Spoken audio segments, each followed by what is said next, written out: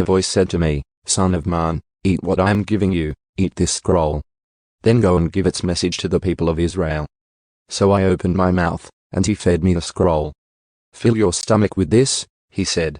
And when I ate it, it tasted as sweet as honey in my mouth. Then he said, "Son of man, go to the people of Israel and give them my messages. I am not sending you to a foreign people whose language you cannot understand. No, I am not sending you to people with strange and difficult speech.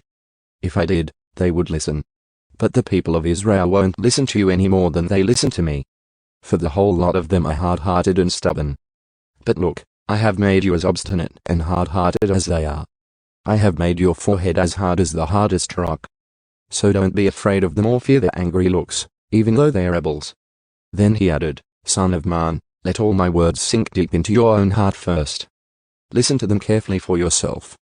Then go to your people in exile and say to them, 'This is what the sovereign Lord says.' Do this whether they listen to you or not."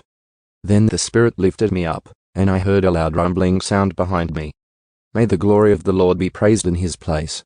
It was the sound of the wings of the living beings as they brushed against each other and the rumbling of their wheels beneath them. The Spirit lifted me up and took me away. I went in bitterness and turmoil, but the Lord's hold on me was strong. Then I came to the colony of Judean exiles in Tel Aviv, beside the Kabar River.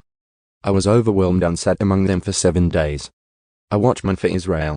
After 7 days the Lord gave me a message. He said, "Son of man, I have appointed you as a watchman for Israel. Whenever you receive a message from me, warn people immediately. If I warn the wicked, saying, 'You are under the penalty of death,' but you fail to deliver the warning, they will die in their sins. And I will hold you responsible for their deaths. If you warn them and they refuse to repent and keep on sinning, they will die in their sins.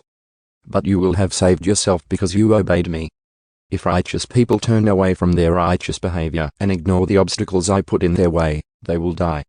And if you do not warn them, they will die in their sins. None of their righteous acts will be remembered, and I will hold you responsible for their deaths. But if you warn righteous people not to sin and they listen to you and do not sin, they will live, and you will have saved yourself, too." Then the Lord took hold of me and said, "Get up and go out into the valley, and I will speak to you there." So I got up and went, and there I saw the glory of the Lord, just as I had seen in my first vision by the Kabar River. And I fell face down on the ground. Then the Spirit came into me and set me on my feet. He spoke to me and said, "Go to your house and shut yourself in. There, son of man, you will be tied with ropes, so you cannot go out among the people. And I will make your tongue stick to the roof of your mouth so that you will be speechless and unable to rebuke them, for they are rebels.